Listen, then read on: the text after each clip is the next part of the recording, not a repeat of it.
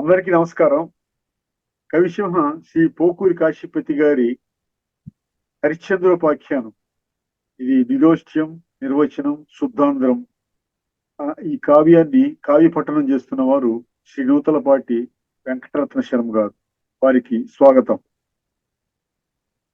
నమస్తే. యా దేవీ సర్వభూతేషు మాతృరూపేణ సంస్థితా నమస్తస్యై నమస్తస్యై నమస్తస్యై నమో నమః.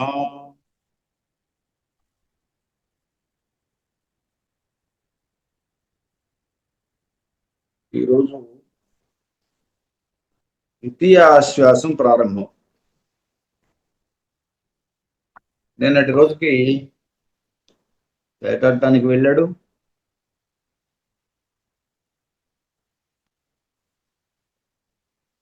ఈ జింకల్ని వాటిని కూడా సంహరించాడు. ఆ తర్వాత వర్ణనలు, సూర్యాస్తమయ చంద్రోదయ వర్ణనలు చేశాడు కవి. ఈరోజు కథ నుంచి ఈ వేటాడిన తర్వాత వాళ్ళందరికీ కూడా వేటాడటం, ప్రధానంగా జంతువులను చంపటం, అక్కడి నుండి విశ్రాంతిగా కొంతసేపు ఉన్న తర్వాత వాళ్ళందరికీ కూడా ఏదో బహుమతులు అవి ఇచ్చేసి అక్కడి నుండి తన గురువు అయినటువంటి వశిష్ఠుడు అక్కడ దగ్గరలో ఉన్నాడని ఆయన దగ్గరికి వెళ్తాడు. వశిష్ఠుడు కూడా ఆయన్ని, ఎందుకు వచ్చావు ఇక్కడికి, ఈ దగ్గరలోనే విశ్వామిత్రుడు ఉన్నాడు, అసలే ఆయన నిన్ను ఇబ్బందులు పెట్టాలని చూస్తున్నాడు, ఈ వేట నెపంతో ఇక్కడికి వచ్చావు, చంపింది చాలు, ఇంకా ఇంటికి వెళ్ళు అని చెప్పేసి ఆయన సలహా ఇస్తాడు. అలాగే అని చెప్పేసి బయలుదేరుతాడు. కానీ అనుకోకుండా ఒక చోట కాస్త దప్పిక చేసి అది దప్పిక నీళ్లు తాగి విశ్రాంతి తీసుకుంటూ ఉన్న సమయంలో విశ్వామిత్రుడు యొక్క ఆశ్రమం దగ్గర అక్కడే ఉన్నాడు, దాదాపుగా విశ్వామిత్రుడు అక్కడే ఉన్నాడు. ఆ సంగతి విశ్వామిత్రుడికి తెలిసి ఆయన ఒక జింకని కల్పించి ఈయన దృష్టికి పడేటట్టుగా చేస్తాడు. ఆ జింకని వెన్నంటి ఈయన బయలుదేరి దాన్ని తరుముతూ వెళ్తాడు. అది పట్టుకుని లోహితుడికి కానుకగా ఇద్దాం అనుకుంటాడు. సరే, ఆ కథ ఇలా జరుగుతుంది. తర్వాత ఏం జరుగుతుందో చూద్దాం. ఇవాళ వరకు ఇలా ముందుకు జరుగుతుంది కదా.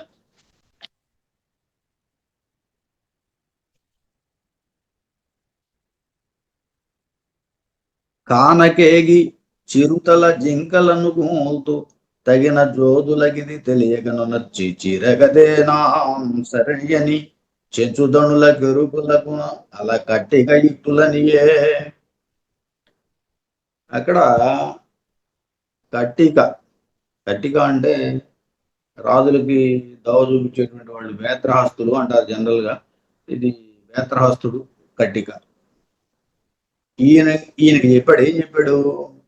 ఇదిగో రాజుగారు వచ్చాడు, ఆయన వేటాడటానికి తగిన వీరుల్ని పిలవమని చెప్పేసి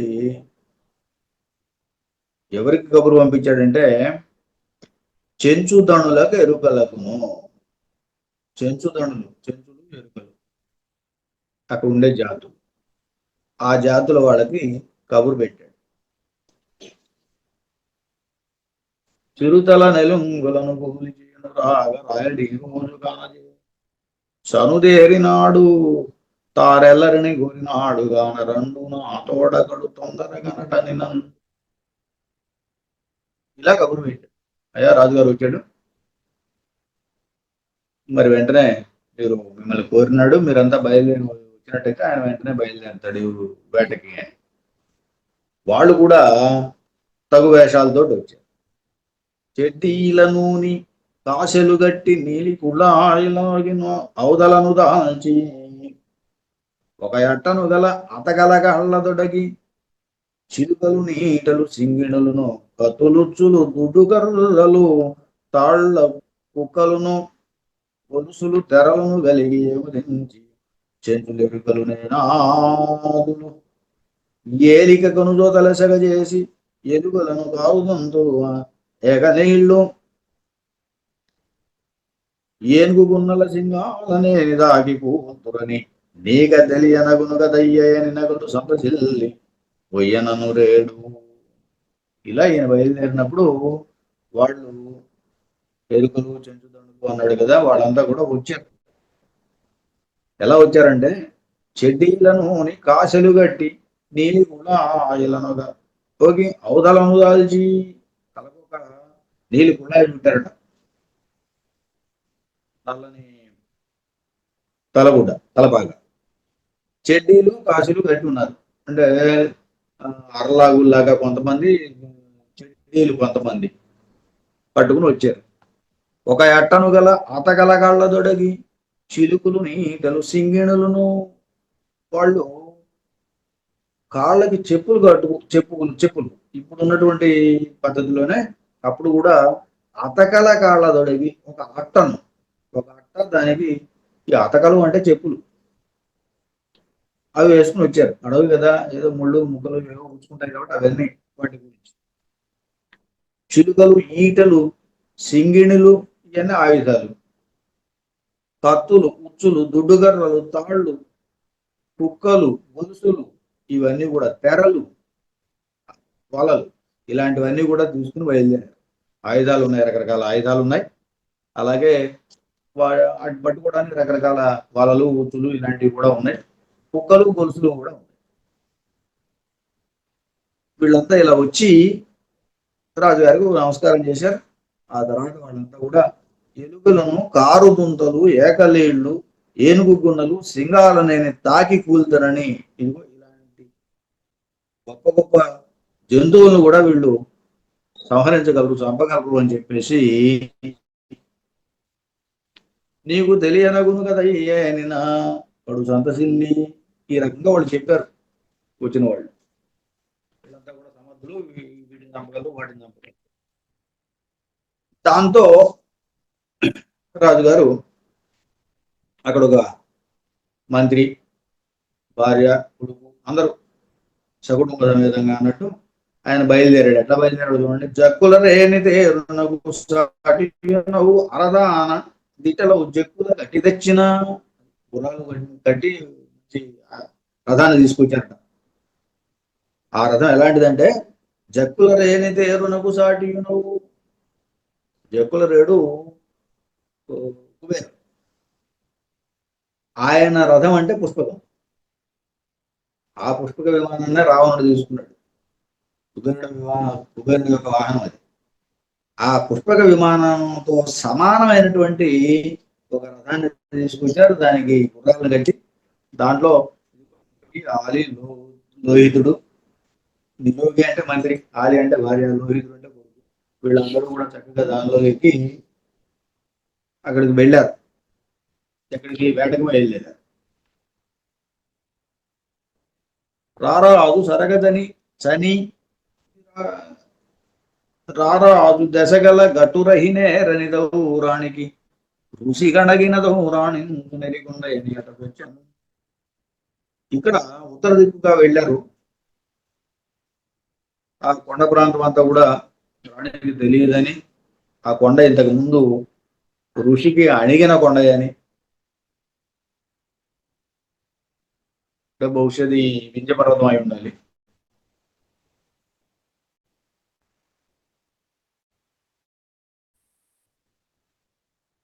ఇలా అక్కడికి ప్రవేశించారు.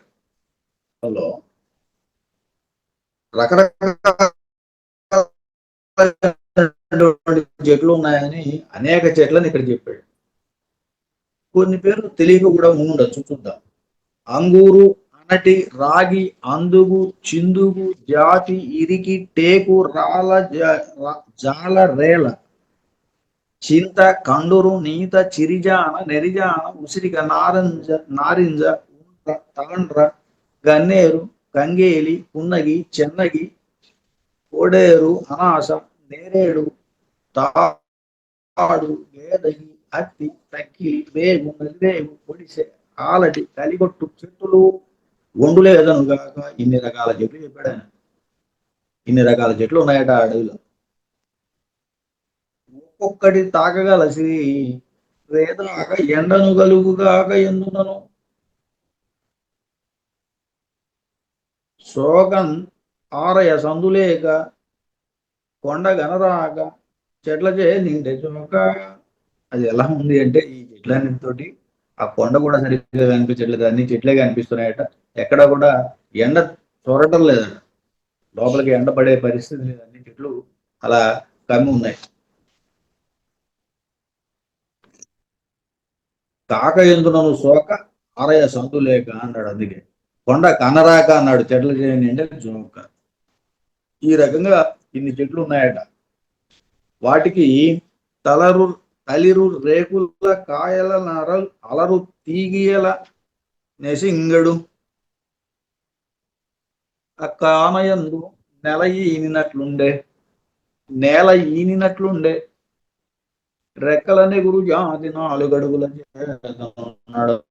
జాతి. ఇక్కడ పక్షి జాతులు ఉన్నాయి, జంతు జాతులు ఉన్నాయి. 4 కాళ్ళతో నడిచే జంతువులు ఉన్నాయి, 2 రెక్కలతో ఎగిరేటువంటి పక్షి జాతులు ఉన్నాయి. ఇవన్నీ కూడా ఈ చిగుళ్ళు, పుష్పాలు, కాయలు వీటితో అలరుతున్నటువంటి అడవి ప్రాంతంలో ఇదిగో ఈ రకంగా పక్షి జాతులు, జంతు జాతులు ఉన్నాయి అని.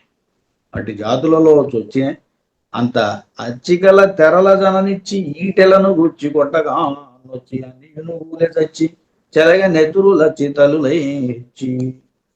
ఇక్కడ ధృతో చకారం అంచానుప్రాసగా ఉన్నది. అట్టి జాతులలో చొచ్చి ఆ జాతుల్లోకి ప్రవేశించి అంత నచ్చికల తెరల జననిచ్చి, అంత నచ్చికల తెరల జననిచ్చి ఈటెలను గురుచి కొట్టగా నొచ్చి. ఈటెలు పెట్టి కొట్టారట, అవి కొడితే ఇవి బాధపడ్డాయి, నొచ్చినాయి. అన్ని కూలే చచ్చి, అవన్నీ కూడా చచ్చి కూలిపోయి పడిపోయినట్ట. చెలగే నెత్తురు లచ్చి తల్లులై హెచ్చి, నెత్తురు తల్లులై హెచ్చి. అవి నెత్తురు కారుకుంటూ ఇవి చనిపోయినాయి అని. ఏవి జంతువులన్నీ కూడా శిస్తుగా అన్నిటికందరూ కస్తిని కలిగించి కూల్చి గౌరుల కోరలు కస్తుని నాడుల దొరకిడన్ ఆస్తి నొసుగే నెరుక చెంచులందరికీ దగన్. ఈ ఆస్తి ఇప్పుడు చంపినటువంటి వాటి ఆ ఏనుగు దంతాలు, అలాగే ఆణ్ణులు, ముత్యాలు, అలాగే కస్తూరి, ఇవన్నీ కూడా రాజుగారికి ఇచ్చారు. వాటిలోంచి వచ్చినవి కదా ఇవన్నీ. గౌరుల కోరలు అన్నాడు, ఏనుగుల యొక్క కోరలు, కస్తూరి అన్నాడు, నాణులు అన్నాడు. ఇవన్నీ కూడా రాజుగారికి అర్పించారు. అప్పుడు ఆయన కూడా ఏం చేశాడంటే ఆ సంపదని వాళ్ళందరికీ కూడా పనిచేశాడు.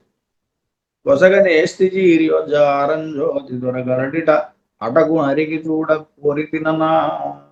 అక్కడ దగ్గరలో ఆరుంజ్యోతి దొర అంటే అరుంధతి భర్త, ఆయన వశిష్ఠుడు, హరిశ్చంద్రుడికి గురు.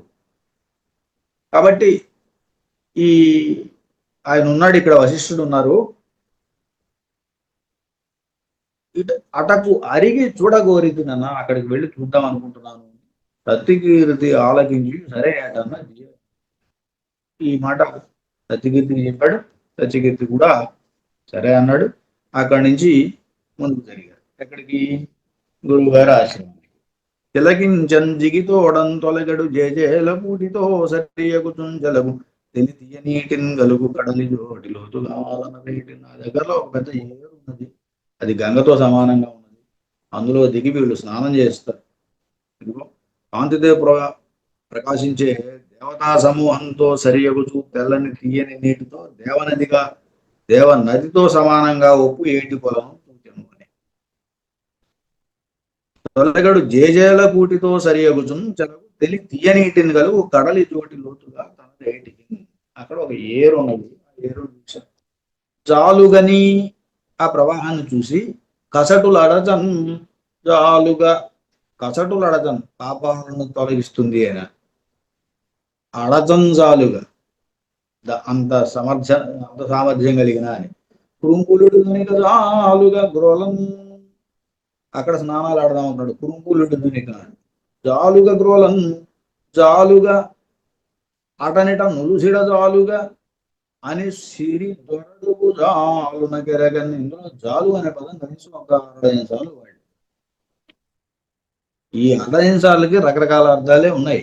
జాలు అంటే ఏంటి ప్రవాహము, అడగం జాలుగా అంటే అణచడానికి తగినట్లుగా, చాలినట్టుగా అని ఇక్కడ సామర్థ్యాన్ని చెబుతుంది. ఇక జాలుగా గ్రోలను, ఆ జాలుగా అటునిట ఉలిసిడ, నులిసిడ జాలుగా అంటే ఏ రకమైనటువంటి లోపము ఇవ్వజాలని అని సిరిదొర అడుగు జాలున, సిరిదొర అడుగు జాలు అన్నాడు మళ్ళీ ఇక్కడ. సిరిదొర అంటే లక్ష్మి యొక్క భర్త విష్ణువు, ఆయన యొక్క అడుగుజాలు, ఆయన అడుగునందు పుట్టినటువంటిది. అంటే విష్ణువు యొక్క పాదోద్భవం గంగా అని, విష్ణు పాదోద్భవం గంగా అని. అందువల్ల సిరిదొర అడుగుజాలునకు ఎరగన్ అంటే నమస్కరించాను. ఎరగన్ ఎరగన్ ఎరగన్ అంటే నమస్కరించాను అని. ఇలా ఆ ఏటిని చూచి వాళ్ళు ఇదిగో పాపాలన్నింటినీ పోగొడుతుంది అని చెప్పేసి అక్కడ స్నానం చేసి ఆ ప్రవాహంలో నీటిని తాగుదామని తాగి ఆ తర్వాత ఆ గంగకు నమస్కరించారు. అక్కడి నుంచి స్నానాలు చేయాలి కదా, ముందు కురుంకులు విడుదనని అనుకున్నాడు. అది కూడా తానాలు ఎలా చేస్తున్నారో మొదలుపెట్టింది ఎవరంటే తానాలు జతగా తొలుతానే తానాలం చేసి, తాను ఆలు తానాలు, ఇలా పదాలు దగ్గర వచ్చే తాను ఆలు తానాలు, తాను ఆలు తను భార్య, జతగా తొలుతన్ తానాలు చేసి, ఈ తానాలు అన్నప్పుడు స్థానాలు, స్నానము తానాలు చేసి వాడిద్దరు కూడా ముందు స్నానం చేశారు. అంతా తండు నటులనే తానాలు చేయుడని అక్కడ ఉన్నటువంటి సేనందరిని కూడా స్నానం చేయమన్నారు. ఆ తానాలు గదలక, ఇక్కడ ఈ తానాలు అన్నప్పుడు తావు ఆ ప్రదేశం, తానాలు గదలక ఈడిని తగనీగిన అంటే స్నానం చేసిన తర్వాత వాళ్ళకి దానాలు ఇచ్చారట. అది ఇడిరి, తగని ఈగి అంటే దానం, ఇడిరి అంటే ఇచ్చింది. తానాలు గదలక అక్కడి నుంచి కదలకుండానే వాళ్ళందరికీ కూడా దానం చేశారు అని. ఈ తానాలు అనేది ఇందాక జాలుగా అనేది కూడా పాదారంభంలోనే ఉన్నాయి. 4 కంద పద్యాలు, అందువల్ల వీటికి చక్కని ప్రాస, 3 అక్షరాలు ప్రాస. జాలుగా జాలుగా జాలుగా పై పద్యం, కింద అంటే తానాలు తానాలు తానాలు. ఇలా ఈ 2 పద్యాలు. అద్దిరా ఆయట నొడలికి శుద్ధదట్టి నారజీరలుడొక్కను నయగట్టి ఇసగ రుద్రాగల సరళను గట్టి ఒజగని నీచే టెంకణాలునరగొట్టి. టెంకణాలు, టెంకణాలు అంటే నమస్కారం. గిడిగిడులు అంటే నమస్కారాలు చెప్తున్నాం. అట్లాగే ఇక్కడ టెంకణాలు అంటే కూడా నమస్కరించి నిలబడ్డాడు అని. ఎవరికి? వశిష్ఠుడికి. ఆయన ఎలా ఉన్నాడు?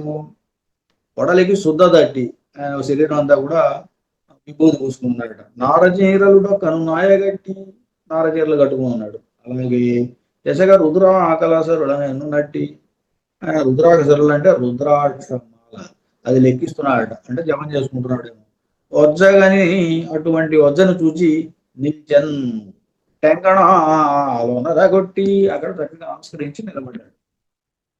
నిలిచినన్ సతి తండ్రి రేణిగని, ఆయన సతి తండ్రి వశిష్ఠుడు రేణిగని హరిశ్చంద్రుని చూచి నీకు తగునే ఈ చెడ్డ క్రచ్చును తగిలి కానదిరిగి తిరిగి ఉసురుల తీయుట అకట తడయక ఎంతే నీ ఇంటికి తరలుటనరు. ఇది నీకు తగునటయ్యా, ఈ రకంగా తిరిగి ఈ అడవిలో జంతువులను చంపడం, వాటి ప్రాణాలు తీయటం, ఇది న్యాయం కాదు. తడయక ఎంతేని ఇంటికి తరలుటనరు, వెంటనే నువ్వు ఇంటికి వెళ్ళడం మంచిది. ఇంతే కాదు, గాది కొడుకు ఎన్ని టక్కులు కలుపు జాణ నే కొంత ఎరుంగ చేతు అడిగొట్టు సుడి.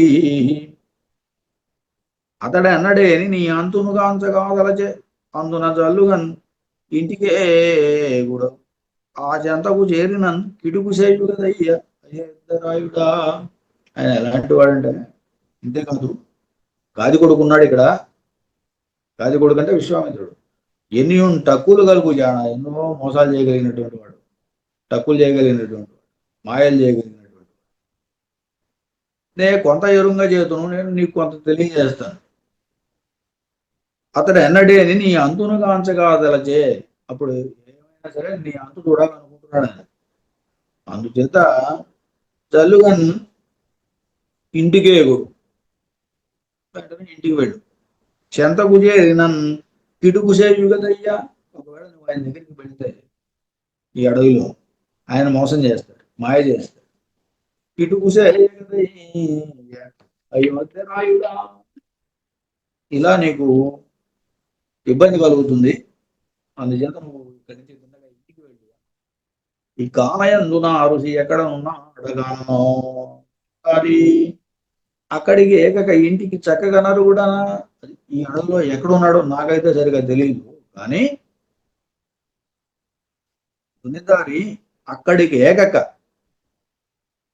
ఆయన ఉన్న చోటికి వెళ్లకుండా ఇంటికి చక్కగా నరుగుడనా ఎరిగి చనుచున్నంత నెరగి, ఎరగి అంటే నమస్కరించి, ఎరగి అని చనుచున్నంత మళ్ళీ నమస్కరించి బయలుదేరాడు. ఇలా ఎరగి చనుచున్నంత వెళ్తూ ఉండగా తెలిసికొని ఈ సంగతి తెలుసుకున్నాడు కుశికుడు. ఈయన ఇక్కడికి వచ్చాడు, అడవిలోకి వచ్చాడు. ఎందుకంటే కల్పించింది ఆయన కదా, ఈ జంతువులన్నింటినీ కల్పించింది ఆయన కదా. అందుచేత ఆయన తెలుసుకునే విధంలో ఆయన ఎట్లా తెలుసుకున్నాడు తెలుసుకున్నాడు. తెలుసుకుని ఏం చేశాడు, తెలుసుకొని కుసుకు కొడుకు ఎటులనైన రాయని టకటంపు చేయలచి తన యునికి చేరంగల కోరిక చేసి జింక కలిగించి. అప్పుడు కుశికు కొడుకు కౌశికుడు అంటే విశ్వామిత్రుడు ఎట్టుల ఏ రకంగా అయినా సరే రాజుని మోసగించి తకటంకు చేయను తలచి ఆయన్ని మోసగించాలని భావించి తన ఇంటికి చేరని, తన ఉన్న ప్రాంతానికి, తన ఉన్న చోటుకి రప్పించుకోవడానికి జింక కలిగించి ఒక జింకని కృత్రిమంగా కలిగించాడు, సృష్టి చేశాడు ఒక జింకని. తగన్ తర్వాత ఏం చేశాడు, జింకతో అన్నాడట, జనత హరిరాజింక నాదు నట్టునకు తెచ్చితే. ఆ జడదారి అన్నాడు జింకతోటి, జడదారి అంటే మహర్షి. జింకతో అన్నాడు ఏమని, రాజు ఇంకా నాదు నట్టునకు చేర్చితే. నాదు నట్టునకు, నట్టు అంటే నివాసం, నా నివాసానికి రాజును చేర్చినట్లయితే ఎంత సంతశిల్లగా నగుదు అదిట. ఆయన నివాసానికి తీసుకొచ్చినట్టయితే నా హృదయం సంతోషపడుతుంది. రాయలేడి అని ఇందేగలడని లేడినని ఆ జింక రాయలు ఎక్కడ అని అడిగింది. రాయలేడి అని ఇందేగలడని లేడినని ఇక్కడే ఉన్నాడు అని చెప్పేసి లేడిని పంపించాడట. ఇక్కడ రాయలేడి అని, రాయలేడి అన్నాను. ఆ చివరిలో లేడిని అనిచ్చింది. ఈ లేడికి ఇక్కడ లేడికి పదాలు ఒకే రకంగా కనిపిస్తున్నా అర్థం వేరు ఉంది, విడగొట్టుకోవడంలో వేరు. రాయలేడి అని అడిగినందుకు ఇందే కరడని లేడిన నిజే ఆ జింకను పంపించాడు. ఇక్కడే ఉన్నాడు దగ్గరలో. తొగలు చూడకు కనుదోయి కలిగి నిక్కి కడలను చూచు గంతులిడుచు దిగను దినకడ అనిదగడు చాయంగలిగి టెక్కున తొగజాడించుకొనుచు ఆడిదేరు నట్టి చుకలు కలిగి కీర్తనతో నెత్తిగీరు. ఇక్కడ జింక యొక్క వర్ణన చేశాడు కొంచెం. అది చక్కగా గంతులు ఇస్తూ వెళ్తోంది. తొగల జోడకు కనుదోయి కలిగి ఉన్నది. కనులు లాంటి కన్నులు అన్నమాట. ఆ కన్నులతోటి చక్కగా ఎగురుకుంటూ నిగ్గు చూస్తూ గంతులిడుతూ, అలాగే బంగారు ఛాయ ఉందట, కడాని దగ్గడు ఛాయ కలిగి, బంగారాన్ని కూడా తక్కువ చేసినంత ఛాయ కలిగి ఉన్నదట. ఎక్కువ తొగజాడించుకొనుచు ఆణితేజులగేరునట్టి చుక్కలు కలిగి, చుక్కలు ఉన్నాయట దాని ఒంటి నిండా. అవి ఎలాంటివి అంటే ఆణితేజులను కేరున్నట్టివి అంట. నక్షత్రాలు ఉంటాయి కదా ఆణితేజులు, వాటి యొక్క కాంతుల్లో కూడా అవి గేలి చేసేటువంటి చుక్కలు కలిగి గెట్టలతో నెత్తికి కొనుచు గాలి కంటెను హెచ్చుగా నురుకుచు, గాలి కంటే వేగంగా పెరిగెత్తుతోందట. నేలగోకుచు గడ్డిని కొరుకుచు తినుచు నిలిచి ఒక చోటకే నెలదులో జలము కలిగిన ఎట్టుల చెట్ల రుద్దు జానుగుల చెంత చేరు రేడా కనులార చూచి. సరే దాని చేష్టలు, ఇది పరిగెత్తుతోంది, గడ్డి తింటోంది, అలాగే నేల మీద పడి దొర్లుతోంది, చెట్లకి రుద్దుకుంటోంది. ఇలా రకరకాల హోయలు చూపించింది రాజుగారి దగ్గరికి వెళ్ళి. అప్పుడు రాజుగారు దాన్ని చూశాడు. ఆ జింకని ఆయన ఏమనుకున్నాడో ఈ కింద పద్యంలో చెప్పాడు, ఒక అద్భుతమైన పద్యంలో చెప్పాడు. ఆ పై పద్యంలోనేమో లేడీ యొక్క చేష్టలు ఆ తిరగడం చూపించాడు. ఇప్పుడు ఆ లేడీ మాయలేడి, ఆ మాయలేడి యొక్క అందాన్ని హరిశ్చంద్రుడు ఆ అందానికి పడిపోయాడు. ఆ అందాన్ని చూపిస్తున్నాడు. చూడండి అందాన్ని ఎలా చెబుతున్నాడు. కుందేటి జత నుండు కుందేటికని తలనొందియుజని, కుందేటి జత నుండు కుందేటికని తలనొందియుజని నయా చెందుతింకో, ఎక్కుడు ఆను నీ ఎక్కుడెందని నడగదగాదనరిగిన గాలి జింకో, గటురాగులిగిన్ గటురామని కినుగొని జనిన సెగ కంటి జింకో, జన్నానిలోనిట్లు జన్నాని కడజేయదక్కినని జన్న దక్షు జింకో గాని ఇది కటికాదంచు మొదటంచు లోన అరుదంది ఉసుగుతో లోహితునకు నిడుదునని ఇర్రిగై కొన నెంచి దాని తగిలి చనుచుండె రాయండు దండుతోడ. ఇంత అందంగా ఉంది, దీన్ని ప్రాణాలతో లోహితుడికి ఇద్దాం అనుకున్నాడు ఆయన. ఉసురుతో లోహితునకు నిడుదునని లోహితుడికి ఇద్దాం అనుకుని ఇర్రి గైకొన నుంచి దాని తగిలి చనుచుండే రాయండు దండుతోడ. సైన్యంతో సహా దాని వెంటబడ్డాడు, ఆ జింక వెంటబడ్డాడు. ఆ జింక ఓ 4 ఉదాహరణలు చెప్పాడు. కుందేటి జతగా ఉంటుందని దుఃఖం ఎందుకు, చంద్రుని జింక అన్నాడు. చంద్రుడిలో జింక ఉంటుందని చెప్పి మనం చంద్రుడు లోపల ఉండే మచ్చని జింకతో పోలుస్తుంటారు. అందులో ఒక జింక ఉందని. కుందేటికి జతగా నుండుగాన దుఃఖమెందుల కని కలగని వెళ్ళిన చంద్రుని జింకో. అది కుందేటికి చూడండి పదాలు కూడా ఎలా ఉన్నాయో. కుందేటి జత నుండి కుందేటికని, కుందేటికి జత నుండి కుందేటికని, కుందేలుతో జతగా ఉంటుందని. కుందేటికి అన్నప్పుడు ఇంకో కుందేలుకి వేరు అర్థం ఉంది. ఇక్కడ కుందేలు అంటేనేమో కుందేటి, జత అంటేనేమో కుందేలు. కుందేటికని అన్నప్పుడు కుందు ఏటికి దుఃఖం ఎందుకు అని. ఎక్కుడు తాను నీ ఎక్కుడెందని నడకదగా అతనరిగిన గాలి జింకో. ఈ గాలి యొక్క జింక. ఈ జింకకి ఏమిటట, ఎక్కుడు తాను నీ ఎక్కుడెందని. ఎక్కుడంటే వాహనం. నీ ఎక్కుడెందని, నీ ఆధిక్యం ఏమిటి అని. ఎక్కుడుగాను నీ ఎక్కుడెందని, తగాదతో అరిగినటువంటి గాలి జింకో అన్నాడు. గట్టురాదులిగిన్ గట్టురానని కినుకగుని జనిన శగకంటి జింకో. శగకంటి చేతిలో కూడా జింకుడు. శగకన్ను కలిగిన వాడు అంటే అగ్నినేత్రం కలిగినటువంటి వాడు. శివుని యొక్క చేతిలో ఒక జింక ఉంటుందట. ఆ జింక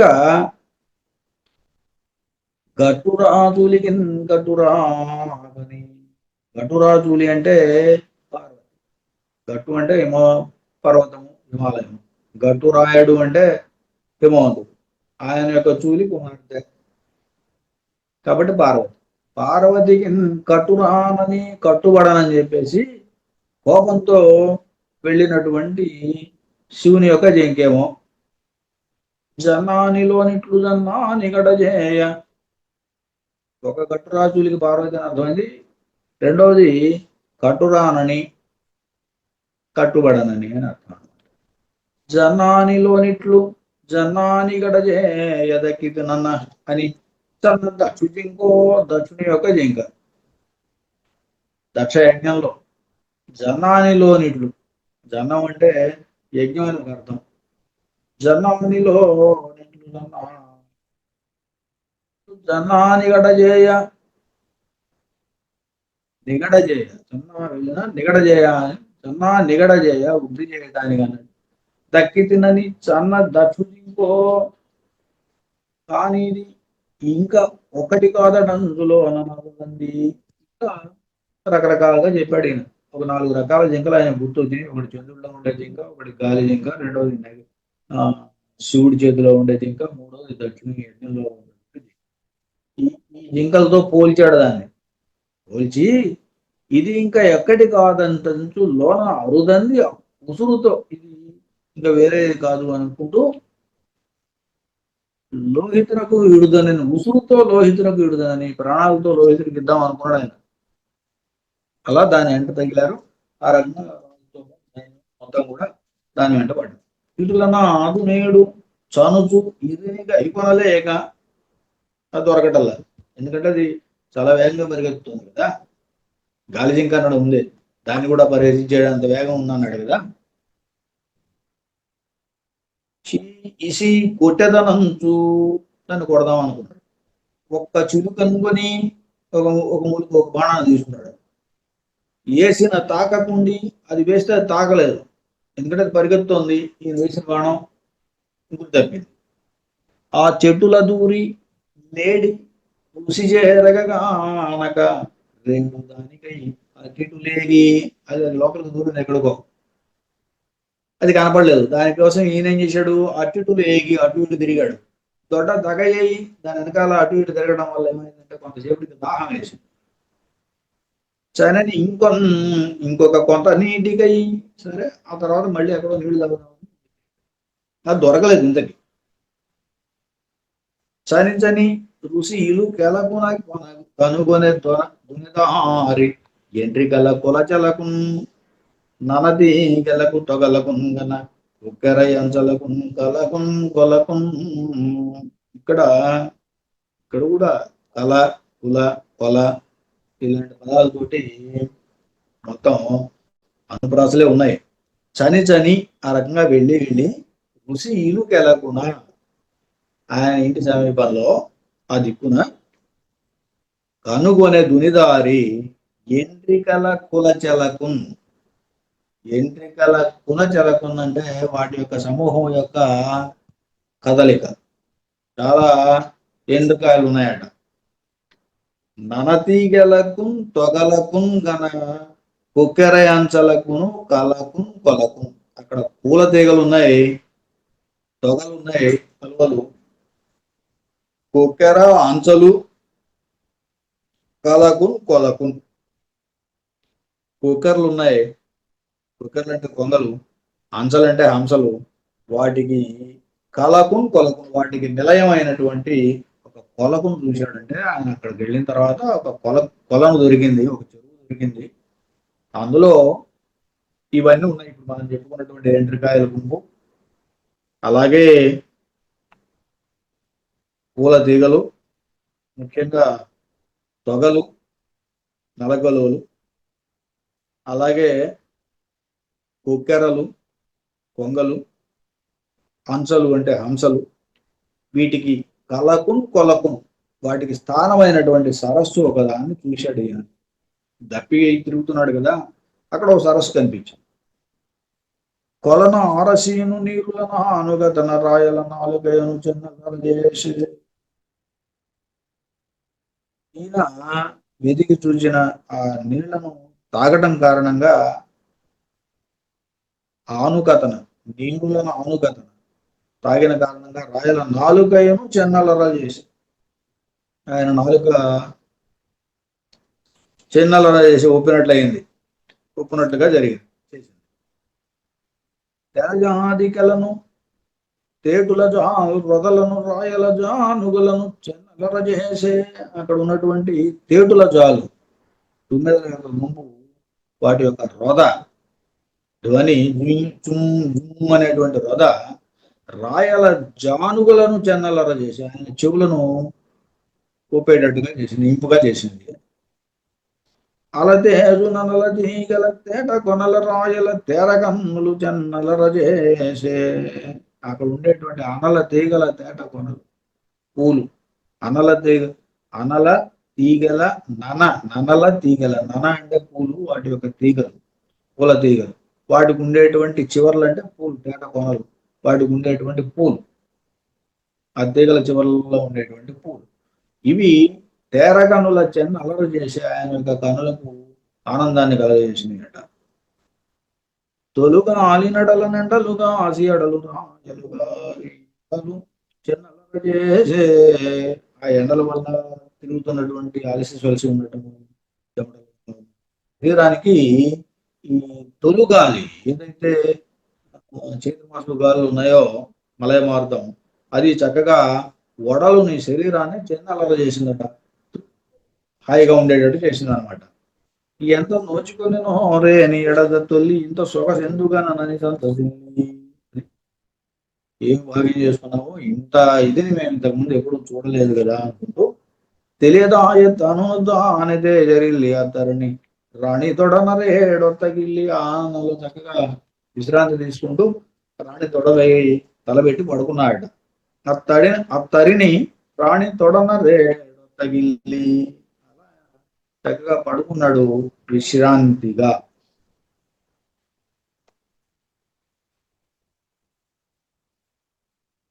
ఇంకా తర్వాత